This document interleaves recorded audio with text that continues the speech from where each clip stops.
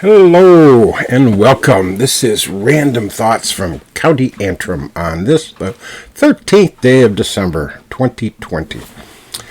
This is my half hour of Random Thoughts, stories, yarns, historical information, and whatever randomly comes into my brain during the week. And what came into my brain this week? I want to tell you some stories about Texas. But before I do, I thought I'd address a technical glitch I had last week in my podcast. And I wanted to show you some photographs. Last week I was doing a presentation on some things, and I had some wonderful photographs in my book, in the color insert pages. And I'm not real technically savvy. If I was, what I would have done is I would have had my image on half the screen, and the images I wanted to show you on the other. But I don't know how to do that. So what I did is I just took my book and I held it up, opened it up to the pictures I wanted to show you. But that created a couple of problems. One is when you're looking at a camera, it kind of reverses the image. So when I was holding up the picture, when I wanted to move it, I'd move it this way, and that actually took it out of the picture, and I wanted to show you this side, and I just had everything totally reversed, so it was difficult for me to show you the photograph I wanted to show you. My feeble brain, I just couldn't handle the differences of the camera reversing the image.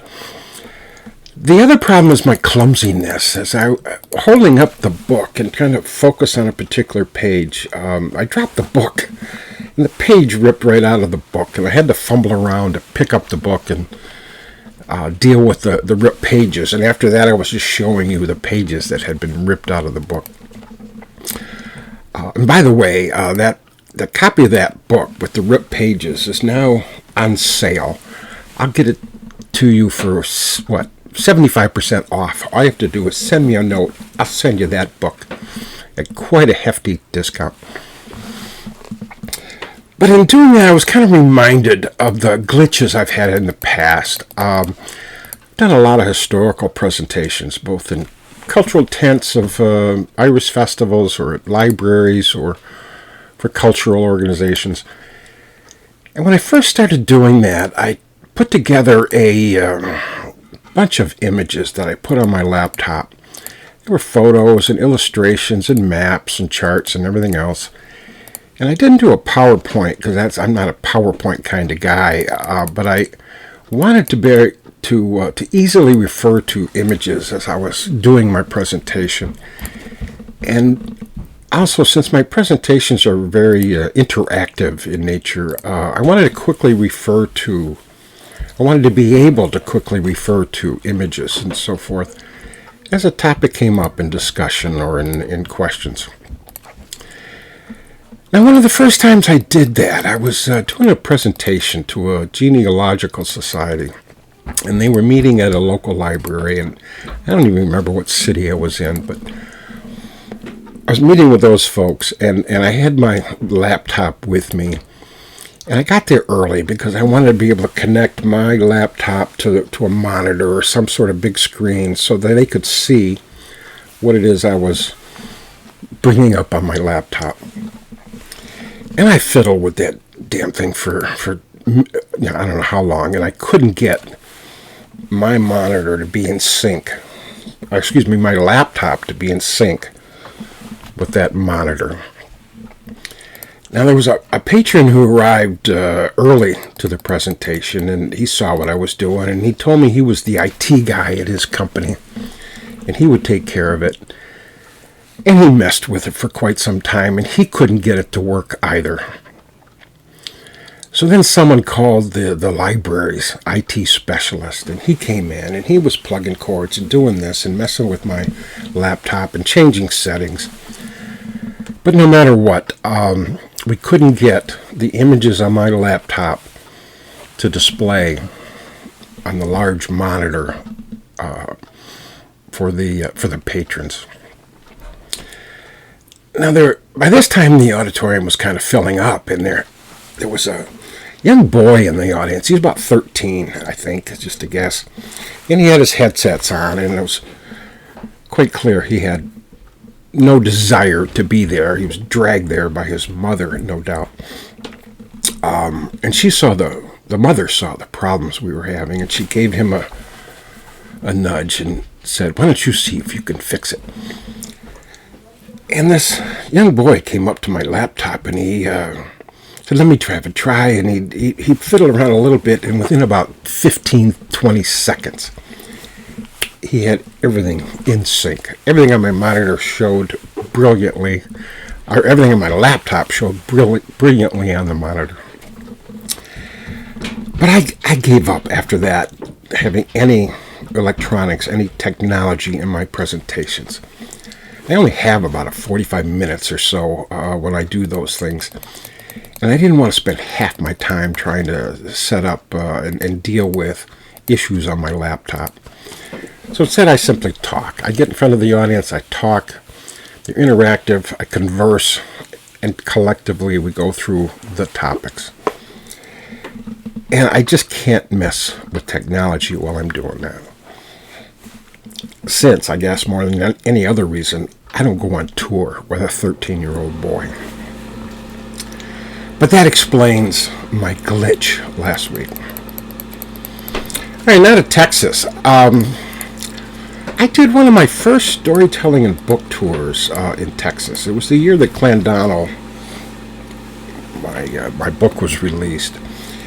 And we toured many, many cities in Texas, and it included Austin. I did a thing at the Austin Public Library.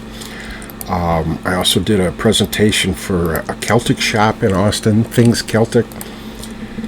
After we did those, my wife and I went to the Broken Spoke, which is probably the best honky-tonk in all of Texas.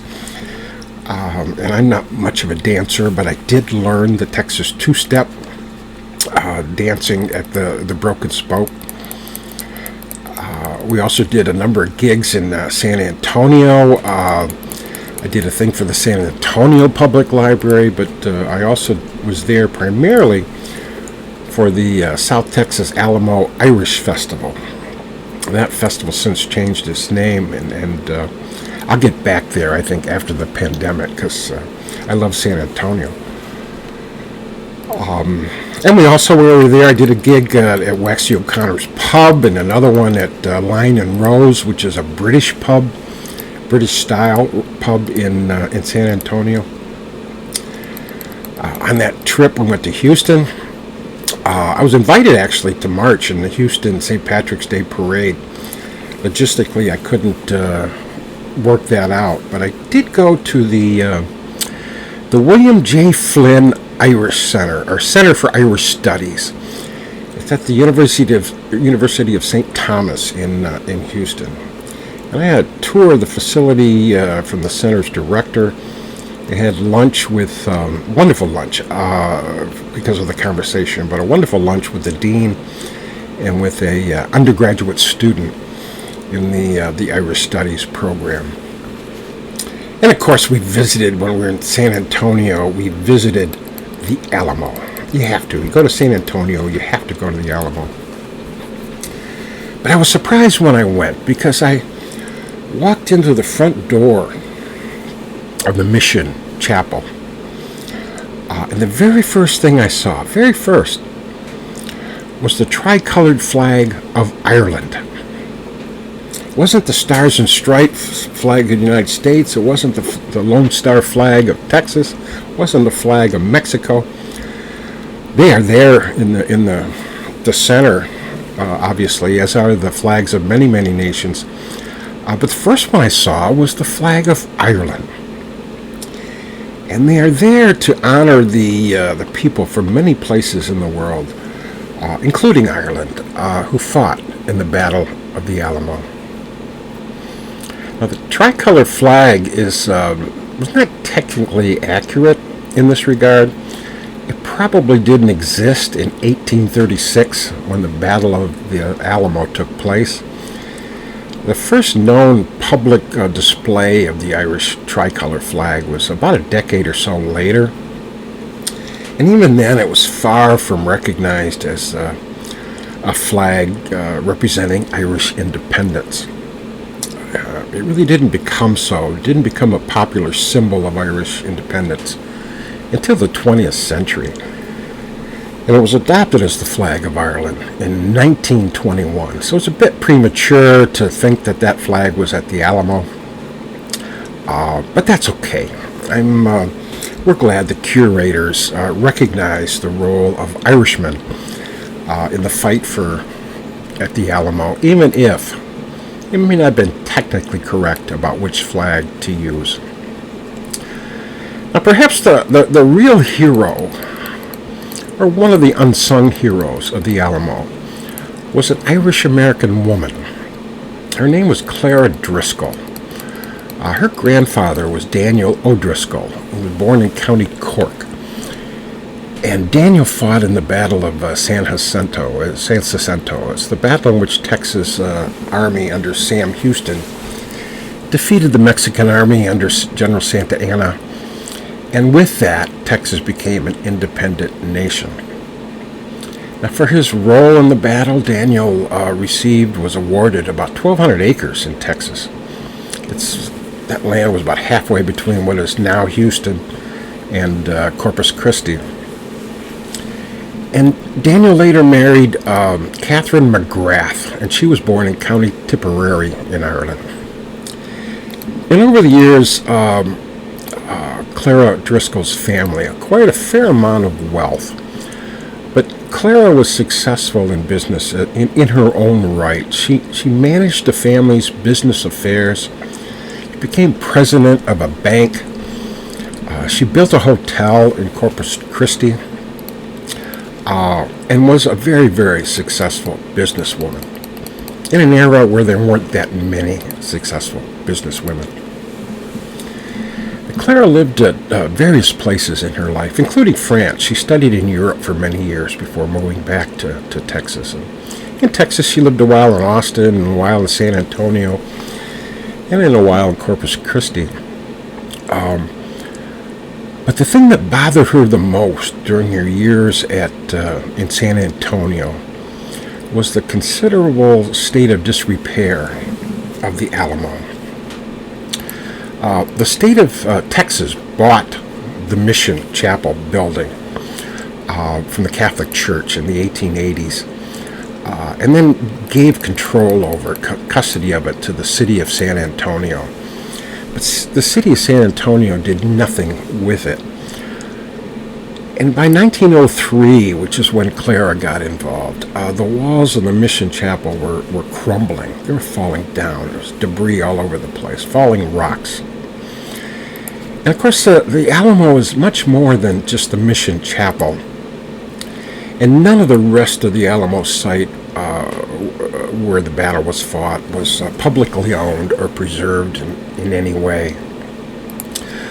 And one of those other buildings is called the Convento, the convent. It's where the priest in the old Alamo lived, and it served as the barracks for the soldiers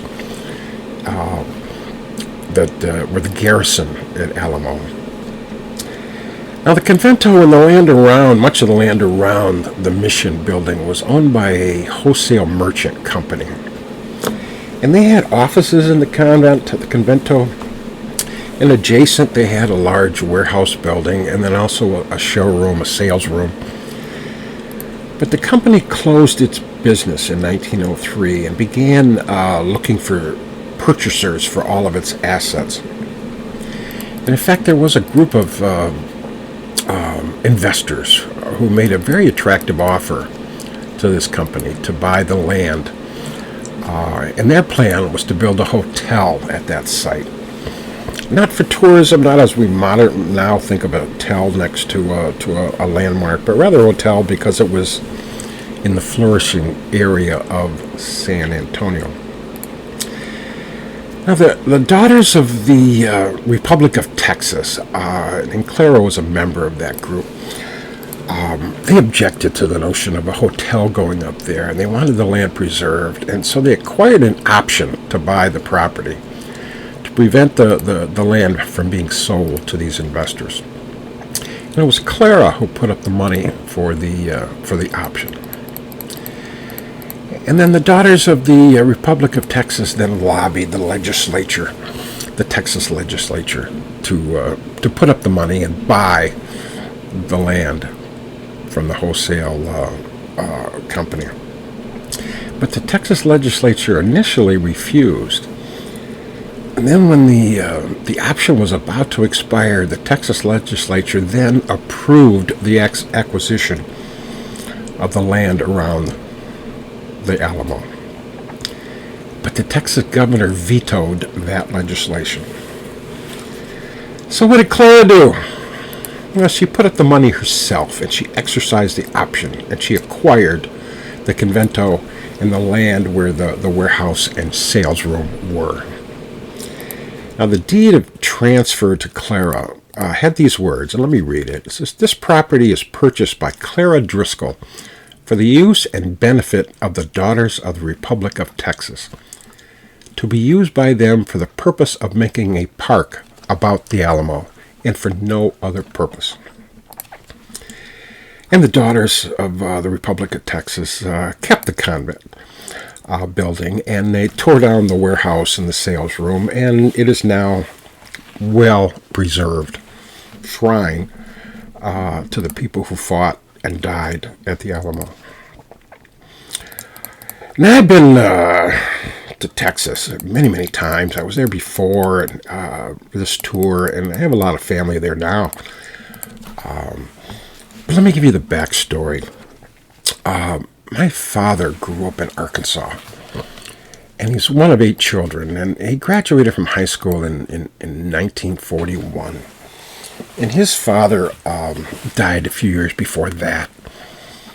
Now, he had 3 older sisters, and they had left the household by then, but my dad lived with his widowed mother and 4 younger siblings when he graduated from high school.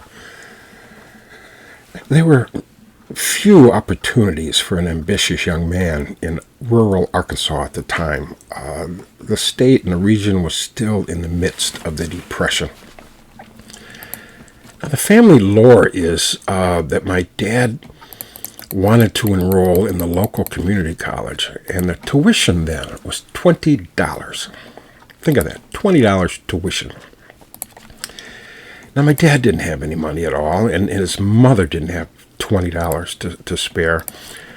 So my dad hitchhiked, and I don't know how many miles it was. The family lore was halfway across the state. I don't know what that means, but that was the family story. To see his uncle, with the hope that his uncle could lend him $20 so he could start at the community college. But his uncle didn't have that kind of money either. So my dad didn't get to go to community college.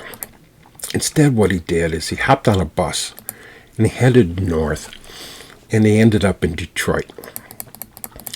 Now, northern cities by then had come out of the Depression, and my dad found a job right away. All of these things, it's a good thing, because my father met my mother in Detroit. And a few years later, after my dad was in the Navy at the time, during the war, but while he was in the Navy, he married my mother. And again, that's a good thing. If it wasn't, I wouldn't be here today. Now, my grandmother, my dad's father, and as well as my dad's mother, as well as my dad's other siblings, stayed in the South. They moved out of Arkansas eventually, and either to Texas or Louisiana, all of them. And so as a kid, we always took our vacations to Texas, almost every year. And it was to visit my grandmother and her other relatives. Now, these were family visits. We did not do a lot of sightseeing. I do remember, though, going to the Houston Astrodome. And I believe it's the world's first indoor domed stadium. It was built in the early 1960s, and it was one of the most amazing sights I had ever seen as a kid.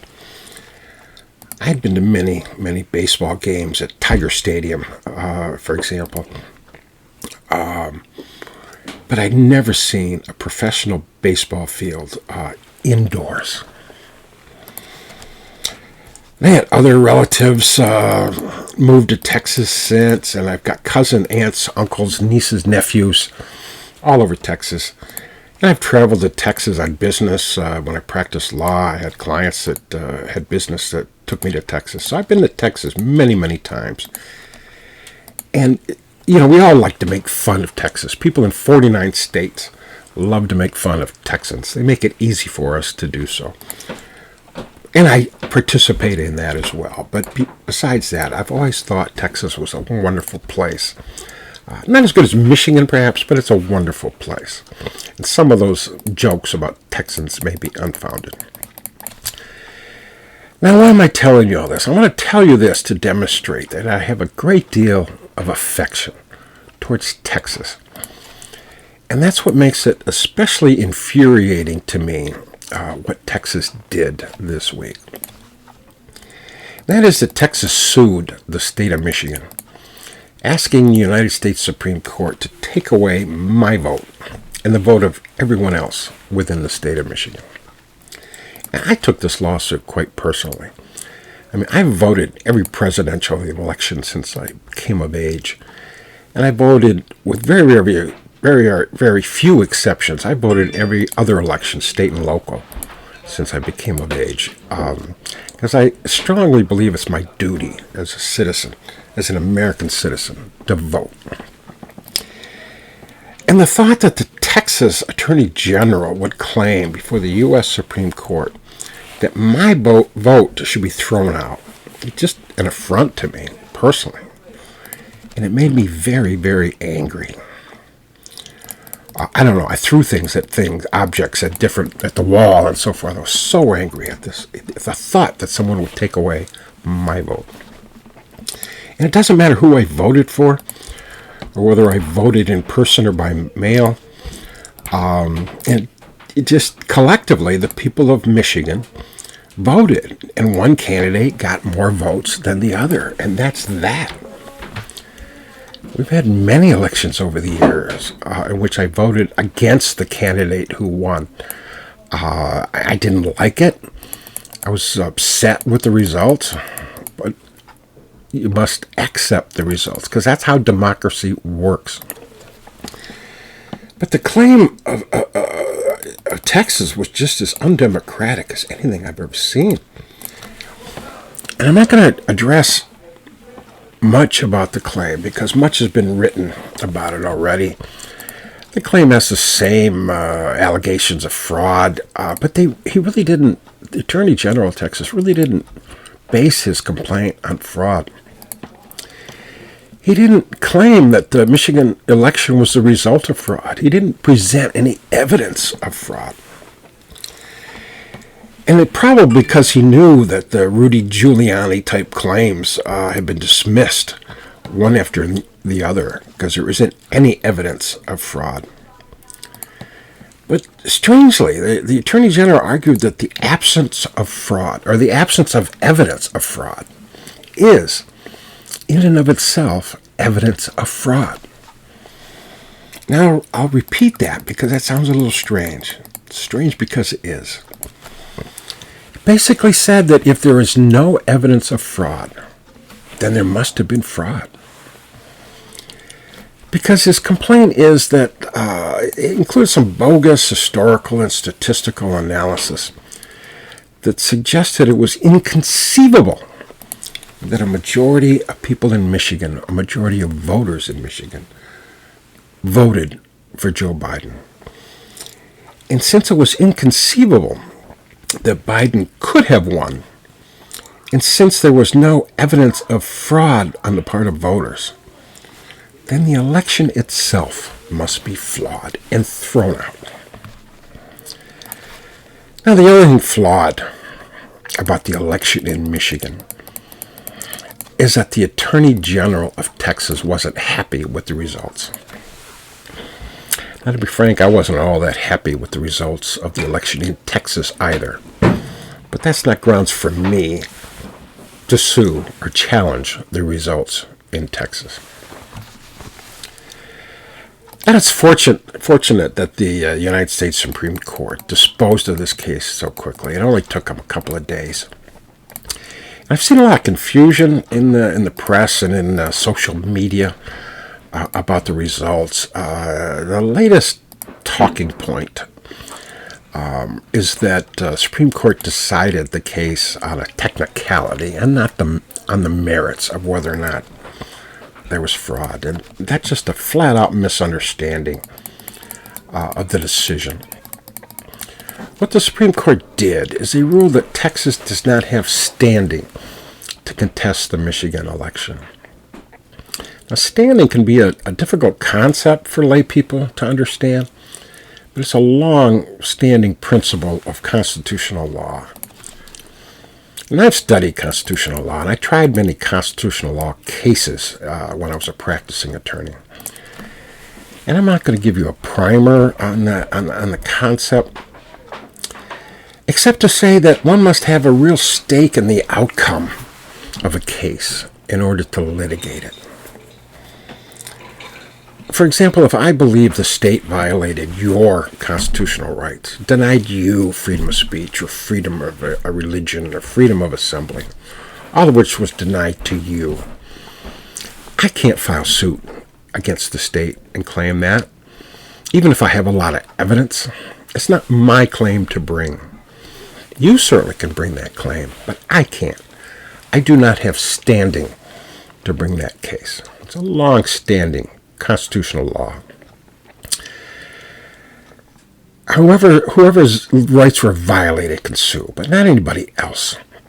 Now, what the U.S. Supreme Court did is rule that Texas does not get to say how Michigan runs its elections. Now, someone in Michigan can sue if they have evidence of a constitutional or statutory violation, but the state of Texas cannot. Case dismissed. Thankfully. Now, who is this guy? Who's the guy who brought this case? Tried his damnedest to take away my vote. Well, his name is Ken Paxton. He's the Attorney General of Texas. And by the way, he's a crook. He's been investigated for bribery and abuse of office. There's been subpoenas of his records and everything else. He'll soon be in jail, I'm certain. And I know he's innocent until proven guilty, but so am I. So are the other voters in Michigan, innocent until proven guilty. He believes without any evidence that someone somewhere in Michigan is guilty of something, and therefore he can take away my vote. Yeah, so much for innocent until proven guilty. Why did he file this case? Well, there's speculation that he might want to persuade. He's trying to persuade somebody in Washington, a person in Washington who will soon be out of a job. Persuade him to grant him a pardon, so Paxton will not have to go to jail. Now, if he was simply a quack from Texas, it'd be easier for me to accept. But the attorney generals in 16 other states joined in this lawsuit. That means there's 17 states want to take away my vote. There were 125 members of the House of Representatives, 125 congressmen. I say congressmen because there weren't, I don't think, any women in the bunch. All white men. But 125 congressmen joined in that case too, trying to take away my vote. So Texas certainly doesn't have a monopoly on moronic public officials. And to prove that point, I got to tell you that one of those 125 congressmen who joined in that suit was my congressman. His name is Jack Bergman. He's the congressman from Michigan's 1st congressional district, in which I live. He joined in that lawsuit. He claimed, by joining that the collective wisdom of Michigan voters, a majority of Michigan voters, should be ignored. Now, Bergman doesn't have any evidence of anything wrongdoing either. And the ironic thing about his joining in this case is that he was reelected to Congress on November 3rd in the Michigan election, the same election in which Joe Biden won statewide. So Bergman is evidently of the belief that the election operated in Michigan on November 3rd, in which he won, is fine. But that same election for a different office, which Joe Biden won, is flawed.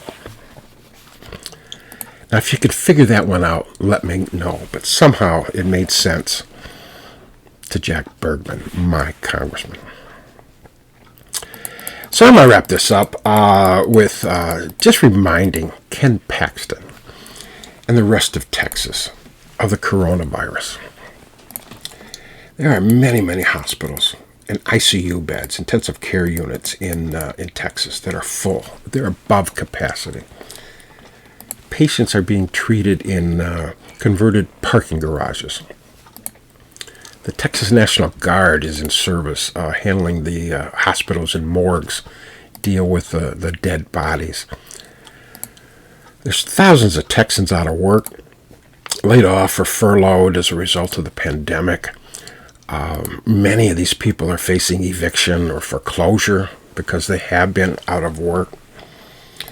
There's thousands of people lined up for food at Texas food bank facilities. I just saw the news the other day that showed this miles-long line of people in cars outside of a Dallas food bank, all waiting to get some food. And the death toll in Texas continues to rise. And let me put this death toll in perspective. That somewhere between 182 to somewhere between that number and 257, 200 odd number of people, Texans, died at the Alamo. Probably around 200 Texans died at the Alamo. The death toll from the coronavirus in Texas is well over 24,000, and that number is growing every day. Now, vaccines, of course, are on their way. There'll be more than one vaccine that's going to deal with this virus. The first one out is the Pfizer vaccine. It's been approved this week in the U.S. It's already being used in Europe and elsewhere. Pfizer is a multinational company, and they have facilities all over the place. But its largest production facility in the United States is located in Kalamazoo, Michigan. And the workers in Kalamazoo have worked tirelessly producing this vaccine and getting it out as fast as they can to the rest of the country.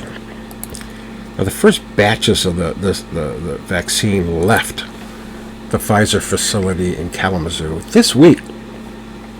And some of it, no doubt, is on its way to Texas. Now, these workers at the Kalamazoo facility, these Pfizer workers, voted November 3rd in Michigan. Now, I don't know how they voted. I don't know which candidate they voted for. No doubt a lot of them voted for Trump. A lot voted for Biden. And I don't know how they voted. Again, no doubt a lot voted by mail and a lot voted in person. It really doesn't matter. They voted. What I do know is that the state of Texas tried to take away their vote. The Texans should think about that when this made in Michigan vaccine arrives in Texas. So that's the end of my talk tonight. Thank you for bearing with me. But as I said, I was very angry at what transpired this week. Take a look at my website. It's clandonald.net. Send me an email. Tell me I'm nuts if you think so on what I talked about today. At my email, which is clandonald@gmail.com. Like and share my Facebook page, Clandonald. And don't forget, as always, stay safe, stay smart, and do the right thing. And goodbye.